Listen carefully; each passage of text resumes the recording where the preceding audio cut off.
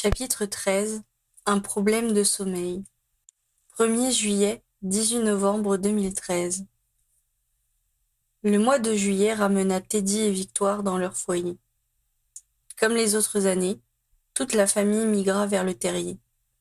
La petite Lucie, la fille de Percy et Audrey, étant née quelques mois auparavant, il y avait désormais 13 enfants, 7 âgés entre 15 ans et 6 mois. 12 adultes s'y ajoutaient, 13 quand Charlie était là. Tous logeaient sur place. Ginny, comme l'été précédent, était très occupée par son musée car elle faisait face à un afflux de visiteurs qui profitaient des vacances pour y mener leur progéniture. Elle n'avait pas encore récupéré de pensines de presse, mais les expériences magiques qu'elle voulait faire partager aux visiteurs étaient d'ores et déjà scénarisées sur le papier. Fleur et Androméda l'assistaient, mais voulaient également profiter de la présence de leurs collégiens avant qu'ils ne repartent à Poudlard. Après un vilain rhume qui avait tourné en bronchite l'hiver précédent, Arthur avait officiellement pris sa retraite. Son adjoint le plus proche, qu'il formait à cette fin depuis plusieurs années, avait pris sa place. Percy, par contre, était très occupé. En effet, son efficace adjoint, Adrian Ackerley, avait été muté au département de la justice magique. Percy avait dû reprendre tous ses dossiers. Harry, qui suivait avec intérêt la carrière de ce charmant homme, comprenait bien la manœuvre. Il s'était fait connaître du grand public en représentant l'Angleterre durant le tournoi des Trois Sorciers et avait montré qu'il avait une envergure internationale en négociant les échanges scolaires. Ackerley se rapprochait maintenant de ceux qui voteraient directement pour choisir le ministre qui succéderait à Kingsley à la fin de son mandat, les membres du Magen Mago. « Tu as eu l'occasion de travailler avec Ackerley ?» demanda Harry à Ron au cours de l'été. « Bien sûr, puisque le service de contrôle de l'équipement magique fait partie du département de Percy. »« Donc, il s'est déjà fait connaître des maîtres de guilde, » comprit Harry. « Et comment va-t-il faire pour les personnalités ?»« Oh, ne t'en fais pas pour lui. Il a un réseau incroyable, » intervint Hermione. « Il connaît tout le monde. »« Caedmon Selwyn a-t-il une chance ?» interrogea Ginny. « Bien sûr, » répondit son frère. « Tu crois qu'il est resté les bras croisés depuis sa dernière défaite ? Il vient régulièrement nous voir et exposer ses arguments. »« Et qui sont ?» s'enquit Harry.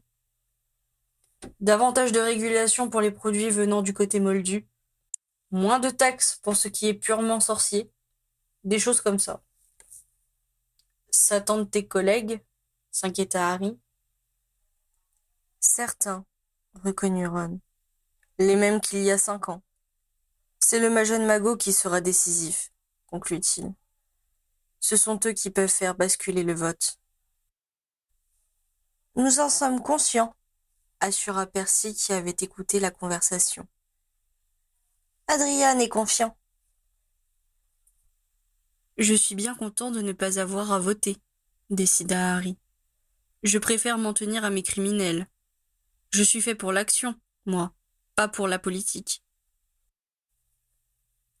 Côté criminalité, l'été fut relativement calme à la grande satisfaction de Harry, qui ne demandait qu'à rentrer tôt et s'installer dans le jardin entouré de sa famille. Comme les années précédentes, Teddy travaillait chez Ron et George. Il trouva cependant le temps de discuter un peu avec Harry. Il lui confia qu'il trouvait les filles compliquées et qu'il avait bien du mal à savoir ce qu'elles attendaient de lui en tant que petit ami. Son parrain lui avoua qu'il n'avait aucune compétence sur la question et l'envoya voir Hermione qui se fit un plaisir de lui exposer la psychologie des adolescentes.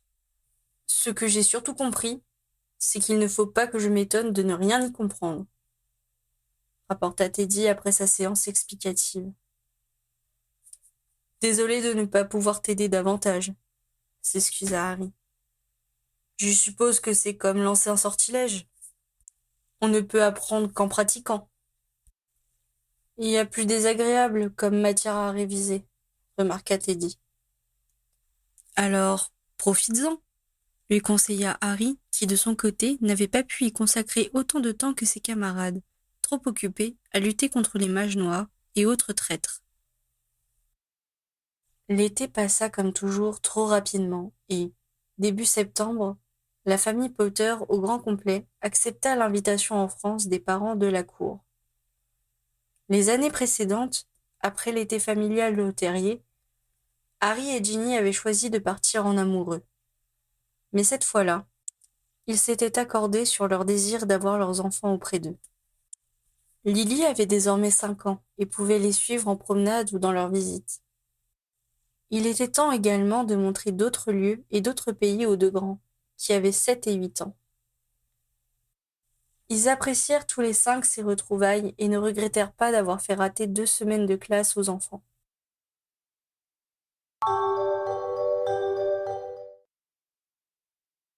Au cours du mois de novembre, un lundi matin, Pritchard signala à Harry: « Tiens, tu devrais jeter un coup d'œil là-dessus. » Il lui tendit le rapport de l'équipe de garde de la veille. Ils avaient été appelés par Sainte-Mangouste en début de soirée. Au vu des premiers témoignages, un certain Gerald Plunkett était parti faire un tour dans les airs avec son frère, Edmund. Gerald Plunkett avait eu un malaise et était tombé de son balai. Son compagnon avait plongé pour tenter de le secourir, mais l'accidenté avait déjà heurté le sol. Affolé, Edmund Plunkett s'était saisi du corps de Gerald et l'avait transplané à Sainte-Mangouste, qui n'avait pu que constater le décès. L'hôpital avait alerté les aurores en indiquant qu'il faisait les vérifications d'usage. Jusque-là, rien d'extraordinaire. Ce genre d'accident arrivait 1 ou 2 fois par an, malgré les interdictions de survoler le territoire de cette façon. Le rapport du médicomage qui complétait le dossier, arrivé tôt le matin même, donnait une tonalité différente à l'incident. Le guérisseur chargé de l'examen du corps avait détecté des traces d'une potion de sommeil dans le sang de la victime. Il était en outre indiqué que le décédé était lui-même guérisseur de son état. « On est bon pour une enquête de fond, » commenta Harry. « Ça m'en a tout l'air, » souscrivit Pritchard. « Plunkett ? Ce nom me dit quelque chose, » fit pensivement Harry. « Cette famille possède le Magicobus, » le renseigna son adjoint. « Ah oui, c'est ça. J'espère que cela ne va pas désorganiser le service. Si je peux me permettre, tu devrais prendre cette enquête sous ta responsabilité. Il va sans doute falloir poser des questions indiscrètes, et les sorciers importants le pardonnent plus facilement aux survivants qu'à un obscur aurore. Tu as raison. Je pense que je vais prendre Well-Beloved pour travailler avec moi. Très bon choix. Harry aimait bien Richard Well-Beloved, le partenaire d'Angelina. C'était un aurore ancienne génération, très sympathique et d'un calme à toute épreuve, ce qui le rendait précieux pour les enquêtes délicates. C'était un sang pur qui ne cachait pas ses tendances traditionnalistes. Mais il avait l'esprit assez ouvert pour débattre de ses opinions avec des sorciers progressistes, sans que la discussion ne s'envenime. Lors de l'enquête sur les incendies des maisons de sang pur, il n'avait pas hésité à interpeller le ministre de la Magie pour protester contre une manière de mener l'enquête qu'il estimait trop politique. Harry le savait capable de lui indiquer son éventuel désaccord sur ses méthodes, sans que cela tourne au rapport de force comme c'était le cas avec Muldoon. Harry fit venir Well-Beloved dans son bureau et lui fit un résumé de l'affaire. Le dossier médical, rempli par Edmund Plunkett, le témoin de l'accident, indiquait le relais de poste comme lieu de résidence. Ils allaient commencer par là. « On pourrait y aller en Magicobus ?» fit remarquer le nouveau partenaire de Harry. « Oui, ça serait des circonstances, » admit-il. « Ça nous évitera de marcher depuis la cheminée publique la plus proche. » En règle générale, il évitait ce moyen de transport, car il le trouvait encore plus désagréable que le réseau de cheminettes. Mais pour une fois... Un quart d'heure plus tard, l'épaule endolorie, il examinait la magnifique demeure devant laquelle il avait été déposé. « Joli petit manoir, » souffla Well-Beloved. Oui, pas mal, admit Harry en sonnant à la porte. Le battant sculpté s'effaça devant un elfe de maison, vêtu d'un torchon impeccable. Ces messieurs désirent pépia la créature.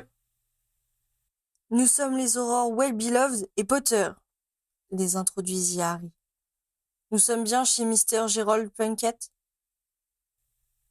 Non, monsieur Potter, le détrompa l'elfe en le saluant bien bas en signe de respect. Vous êtes chez monsieur Ulysse Plunkett, l'oncle du pauvre monsieur Gérold. Où est la maison de monsieur Gérold? Questionna Harry. À Norwich, le renseigna l'elfe. Mais madame Nell, sa femme, est ici aujourd'hui.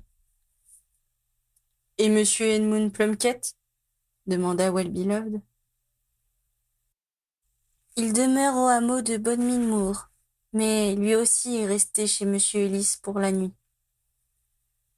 Nous sommes tous très tristes pour ce pauvre monsieur Gérold. Merci pour ces précieux renseignements, dit Harry. Pouvons-nous être reçus par monsieur Ulysse? Les deux aurores furent introduites dans le large vestibule, et l'elfe partit en trottinant chercher son maître. Il fut très vite de retour. Si vous voulez bien me suivre, monsieur Ulysse va vous recevoir dans le salon. Ils arrivèrent dans la pièce en même temps qu'un homme très corpulent aux cheveux blancs, qui rappela à Harry le professeur Slughorn. En temps normal, son aspect devait être jovial, mais ses yeux rouges et son expression attristée montraient à quel point il était affecté par le drame. « Monsieur Potter, c'est un honneur de recevoir votre visite, » commença-t-il, tentant manifestement de faire bonne figure. « Je crains être un hôte bien piètre, malheureusement. Nous sommes tous sous le choc du décès soudain de mon neveu. Veuillez recevoir nos condoléances, lui répondit gravement Harry. Je suis désolé de venir vous importuner dans un tel moment. Mais ce genre de disparition soudaine fait obligatoirement l'objet d'une enquête.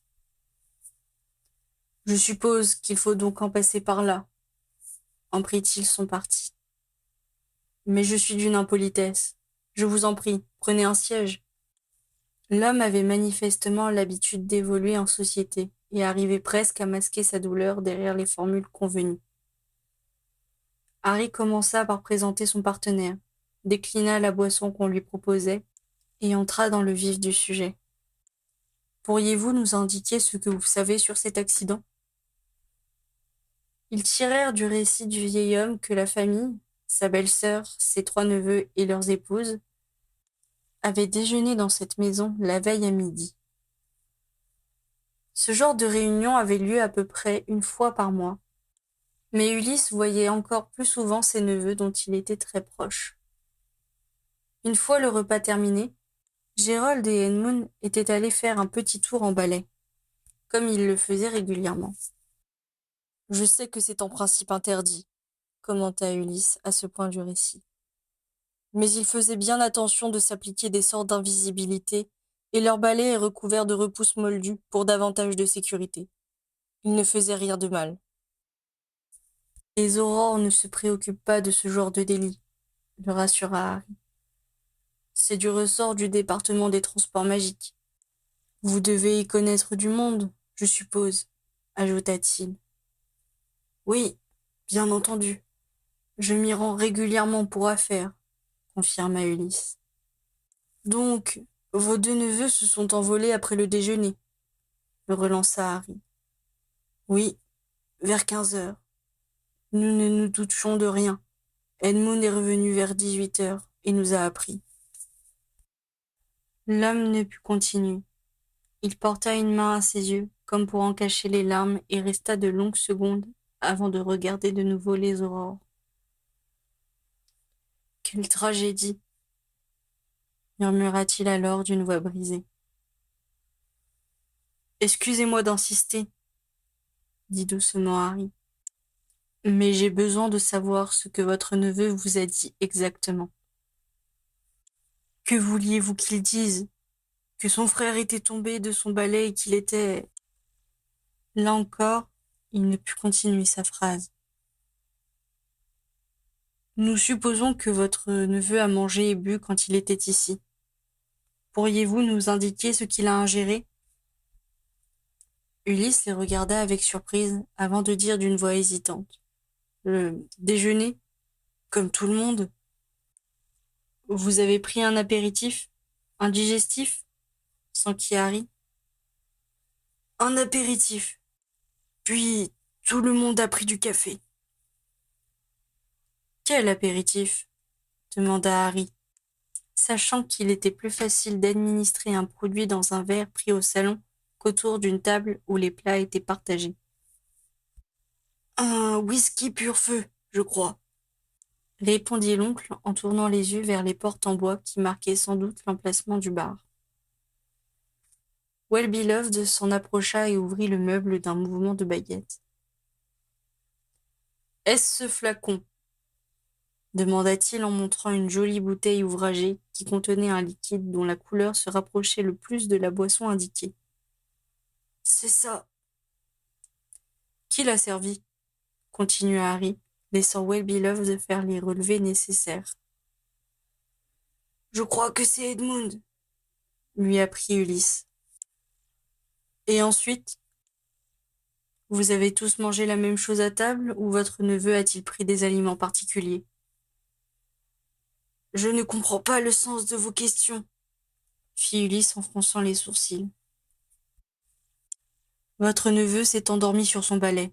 Nous en recherchons la cause, » expliqua sommairement Harry. « A-t-il des problèmes de sommeil ? » « Pas à ma connaissance, » indiqua Ulysse. Il y eut un petit silence, puis Ulysse répondit à la question première. « Il a mangé les mêmes plats que nous à table, et ensuite pris du café comme tout le monde après le repas. » « Qui a fait le service à table ? » ?»« Notre elfe.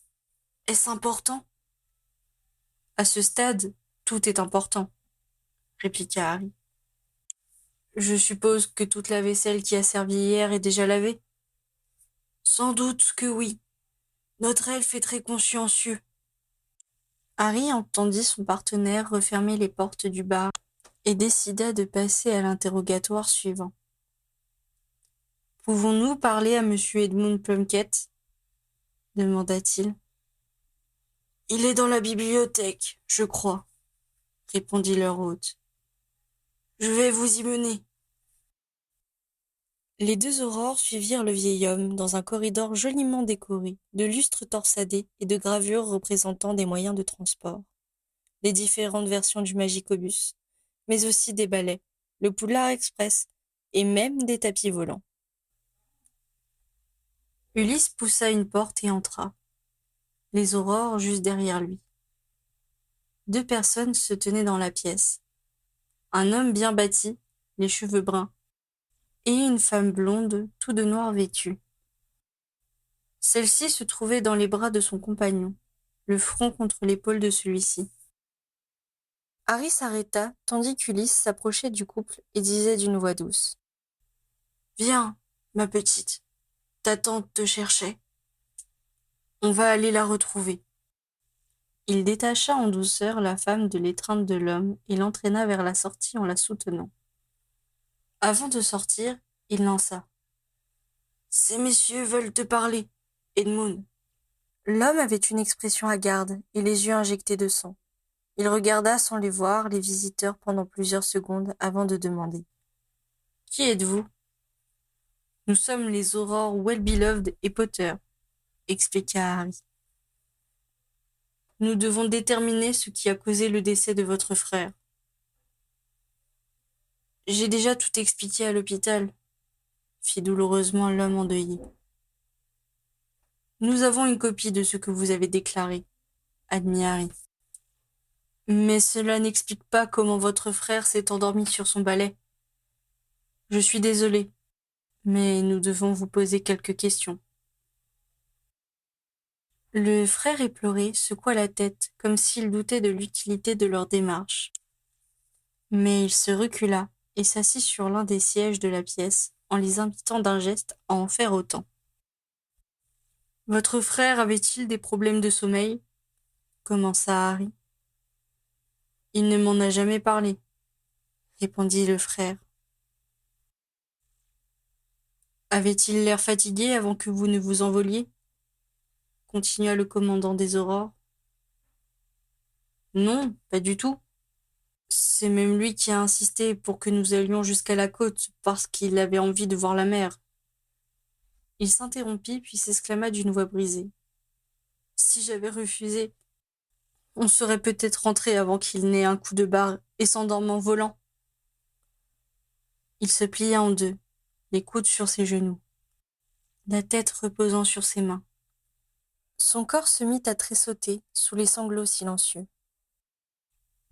Harry échangea un regard avec son partenaire. Si la douleur était sincère, il serait cruel de continuer l'interrogatoire. Dans le cas contraire, ils auraient le temps de le réinterroger. Nous reprendrons notre conversation plus tard, proposa doucement Harry. Il fit signe à son coéquipier et ils sortirent de la pièce. Qu'est-ce qu'on fait? Demanda Well-Beloved. On interroge les autres. Il faut qu'on détermine si la victime a montré des signes de somnolence avant de partir. Il faut aussi qu'on sache si quelqu'un avait intérêt à ce que Gérold disparaisse. Harry suivit le couloir par lequel ils étaient arrivés et retrouva le vestibule. Il examina les portes qui donnaient sur l'endroit et poussa celle qui se trouvait derrière l'escalier. Comme il le supposait, elle donnait sur un corridor qui menait à la cuisine, où il retrouva l'elfe qui leur avait ouvert.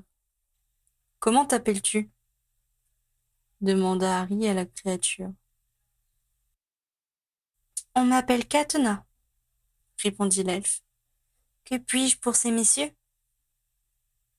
As-tu vu Gérold Plunkett partir hier ?»« Non, monsieur Potter. J'étais ici à ranger la cuisine. »« C'est toi qui as servi à table ?» demanda Well-Beloved.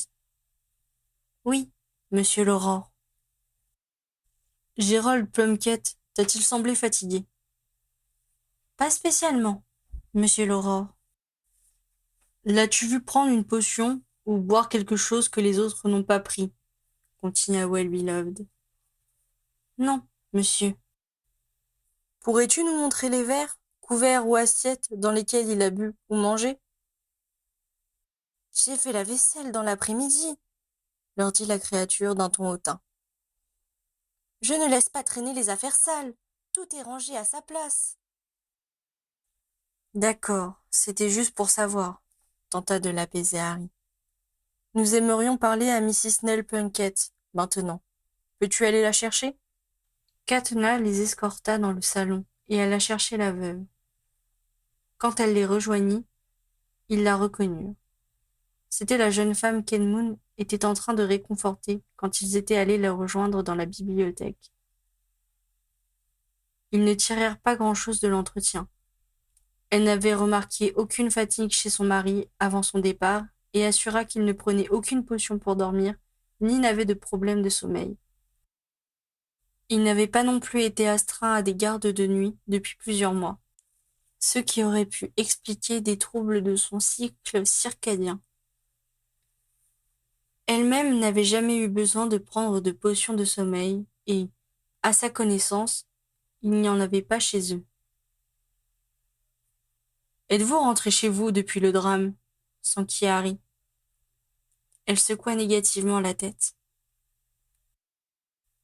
Harry continua son interrogatoire et apprit qu'elle était mariée à Gérold depuis 1 an seulement.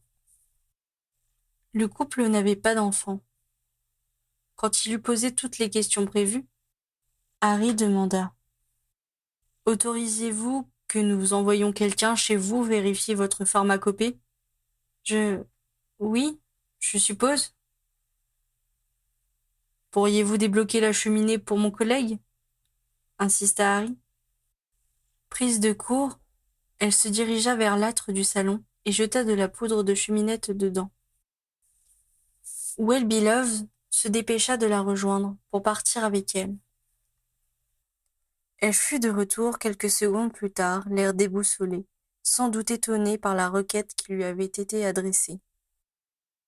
« J'aimerais parler à votre tante, maintenant, » requit Harry. « Je vais la chercher, » annonça-t-elle avant de traverser le vestibule pour se diriger vers l'escalier. Mrs. Bethany Plunkett avait l'air aussi bouleversée que son mari. Harry la fit asseoir avant de commencer son interrogatoire. Elle n'avait pas remarqué de somnolence chez son neveu et confirma qu'il n'était marié que depuis 1 an. Quand Harry lui demanda si le couple lui semblait heureux, elle eut l'air désarçonnée par la question. Avant qu'elle ne puisse commencer à répondre, son époux entra brusquement dans la pièce. « Puis-je savoir à quoi rime cette enquête ?» demanda-t-il d'un ton rogue. « Ma nièce vient de m'informer que vous lui avez demandé l'ouverture de sa cheminée. » « Effectivement, » répondit Harry d'une voix calme. « Pourquoi avez-vous fait une chose pareille ?» tonna Ulysse, qui semblait de plus en plus en colère. Harry décida qu'il était temps de mettre carte sur table pour s'assurer le concours de celui qui semblait être le chef de famille. « Votre neveu ne s'est pas endormi par hasard, » expliqua-t-il. « Une trace importante de potion de sommeil a été retrouvée dans son sang. Nous devons déterminer s'il a ingéré cette substance lui-même, s'il l'a prise par erreur ou, éventuellement, si on la lui a donnée à dessein. » Ulysse Plunkett ouvrit la bouche de stupéfaction, tandis que son épouse laissait échapper une exclamation d'horreur. Sans leur laisser le temps de se reprendre, Harry demanda. « Gérold et son frère partaient-ils systématiquement en balade quand ils mangeaient chez vous chaque mois ?»« Oui, généralement, » reconnut Ulysse. « Pensez-vous que, dans ces conditions, votre neveu aurait pris une potion de sommeil avant de venir chez vous ?»« Il était guérisseur, » rappela le propriétaire du Magicobus, en se laissant tomber sur la chaise qui se trouvait derrière lui. Il était bien placé pour savoir ce qu'il ne faut pas prendre avant de monter sur un balai. « Mais vous ne pensez tout de même pas qu'on lui a fait boire cette potion à son insu ?» s'insurgea Mrs. Plunkett. « Je n'en sais rien, » temporisa Harry. « Cela peut être une erreur, mais puisque nous sommes dans les suppositions, qui héritera des biens de votre neveu ?» Les Plunkett échangèrent un regard horrifié. Plusieurs secondes s'écoulèrent avant qu'Ulysse ne réponde. « Son épouse, je suppose, sauf s'il a fait un testament contraire. Il doit bien avoir quelques économies, mais rien qui ne justifie des mesures aussi radicales. Il vit bien, mais c'est parce qu'il a un salaire confortable.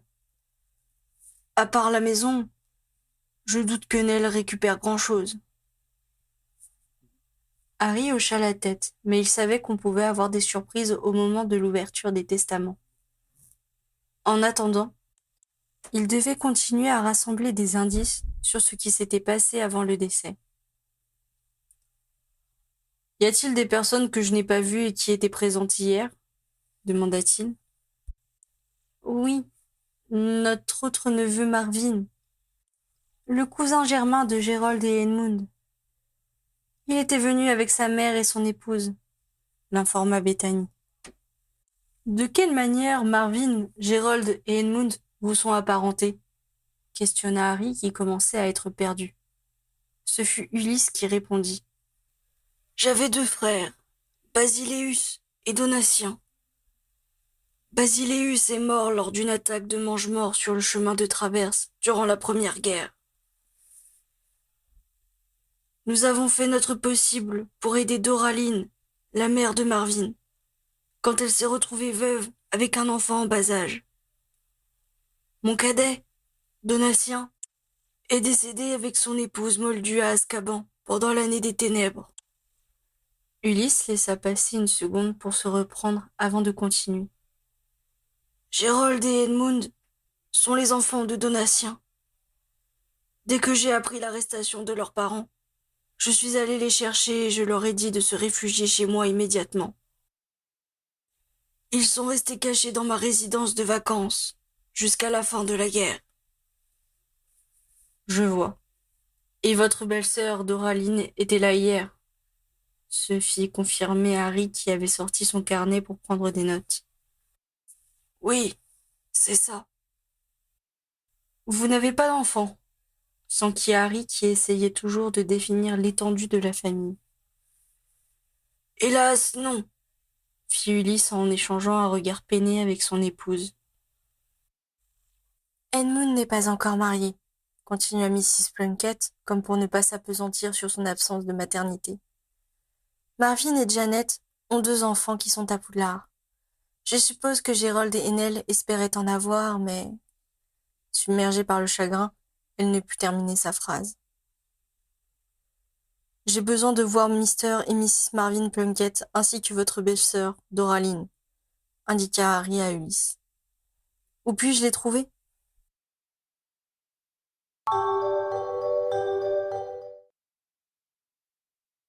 Avant de se rendre chez les cousins du défunt, Harry contacta par miroir Well-Beloved, qui était toujours chez la veuve, pour savoir s'il en avait bientôt terminé.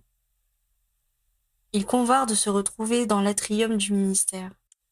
Quelques minutes plus tard, le partenaire de Harry faisait son rapport. J'ai récupéré tous les produits liquides qui étaient dans la salle de bain et la cuisine et j'ai lancé tous les sorts de repérage possibles, sans rien détecter d'étrange. J'ai aussi ramené toutes les bouteilles qui auraient pu contenir la potion, ainsi que leurs caisses de verre consignées. Je suis passé déposer tout ça au labo de Sainte-Mangouste. Parfait. Et l'échantillon du whisky de l'apéro? Aussi. Très bien. Nous, on va aller continuer les interrogatoires. Marvin Plunkett lui ouvrit lui-même la porte de sa maison. Les aurores purent constater la forte ressemblance qu'il avait avec son cousin Edmund. Ils expliquèrent la raison de leur visite et demandèrent à interroger séparément les 2 époux. Ceux-ci obtempérèrent et Mrs. Janet Plunkett sortit de son salon pour laisser le champ libre à l'interrogatoire de son mari. Marvin commença par redire tout ce que Harry et Well-Beloved savaient déjà. Le déjeuner suivi de la promenade habituelle en balai. Non, son cousin ne lui avait jamais parlé de problème de sommeil. Je n'arrive pas à y croire, confia-t-il aux aurores. J'ai l'impression qu'il va passer la porte d'un moment à l'autre, ou que je vais me réveiller d'un cauchemar. C'est invraisemblable qu'il ne soit plus là. Il est trop jeune pour disparaître ainsi. Et il s'était marié récemment, lança Harry pour amorcer le sujet de l'héritage. Cette pauvre Nell, qui se retrouve veuve, à peine 1 an après son mariage. C'est terrible. Nous sommes là, bien entendu, surtout Edmund. Harry sentit comme une bougie s'allumer dans sa tête. La plume de Well-Beloved, qui s'était immobilisée au-dessus de son carnet, lui apprit qu'il n'était pas le seul à se poser des questions. Surtout Edmund, répéta-t-il comme s'il ne comprenait pas. Oh, n'allez pas imaginer des choses, relativisa Marvin. Il se trouve simplement qu'Edmund la connaît depuis plus longtemps que nous, car elle a été sa secrétaire et c'est ainsi qu'elle a rencontré Gérold. Quoi qu'il en soit, nous ferons tout notre possible pour aider cette pauvre petite. Elle fait partie de la famille. Bien entendu, répondit Harry. Leur entretien avec Mrs. Marvin Plunkett ne leur apporta aucun élément nouveau. Elle semblait horrifiée par la situation et inquiète pour son mari. Il était tellement proche de son cousin, leur confia-t-elle. Gérold était pratiquement un frère pour Marvin. Le pauvre, il est complètement bouleversé par cette perte. Malgré les perches que lui tendit Harry, Janet ne fit aucune allusion à un lien particulier entre la jeune veuve et son beau-frère Edmund. Bon, fit Harry en sortant de là. Plus qu'à voir la mère de Marvin, et on aura fait le tour de ceux qui ont déjeuné avec la victime hier. Mrs. Doraline Plunkett leur parut sèche par rapport aux autres membres de la famille. Si elle avait pleuré la mort de son neveu, cela ne se voyait pas. Elle répondit à leurs questions avec précision, sans faire de commentaires sur la situation. Harry trouva qu'elle ressemblait à Andromeda par sa manière de réagir devant l'adversité. Elle confirma à quel point les cousins étaient proches les uns des autres. Enfant, Marvin avait passé beaucoup de temps chez Ulysse et Bethany, qui prenaient soin de lui pendant qu'elle-même tenait le magasin que son défunt mari lui avait laissé. De son côté, Donatien venait souvent voir son frère avec sa famille, de sorte que les 3 enfants se voyaient régulièrement. D'après ce que m'a dit votre fils, il tient le magasin familial avec vous maintenant, se fit préciser Harry. C'est exact. Son épouse ne participe pas? S'enquit Well-Beloved. À la mention de sa belle-fille, Doraline serra les lèvres. Non, elle préfère tenir son ménage et s'occuper de ses enfants.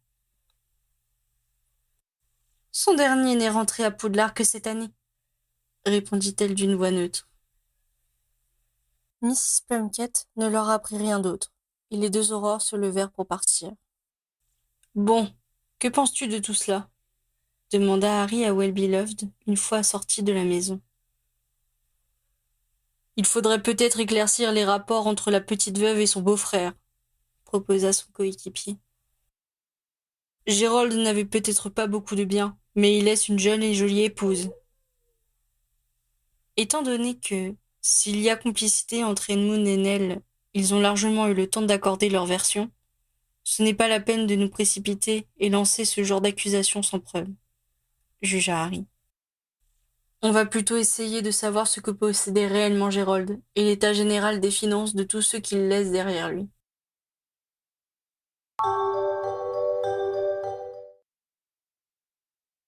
Harry rentra chez lui un peu plus tard que d'habitude, ce qui lui fit rater le dîner des enfants.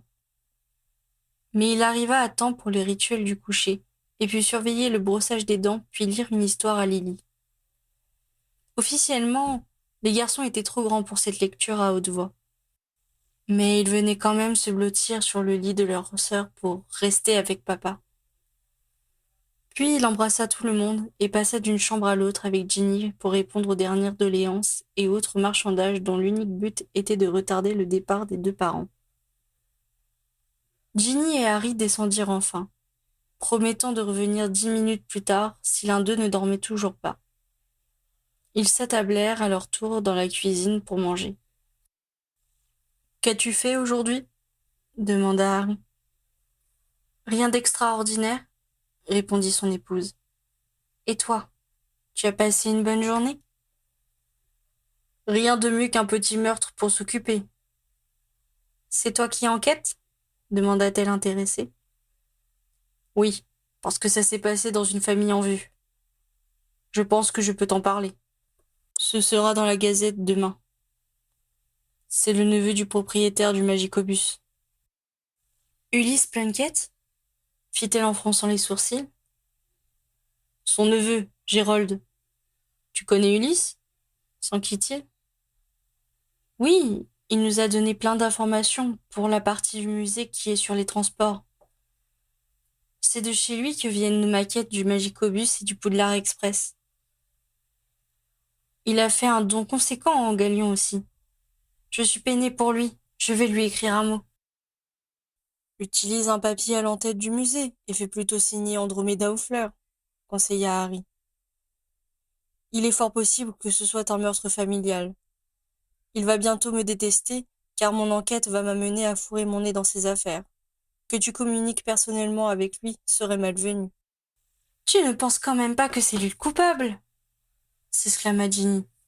« À ce stade, je ne pense rien, mais je n'exclus rien non plus, » répondit-il honnêtement. « Ah, je vois.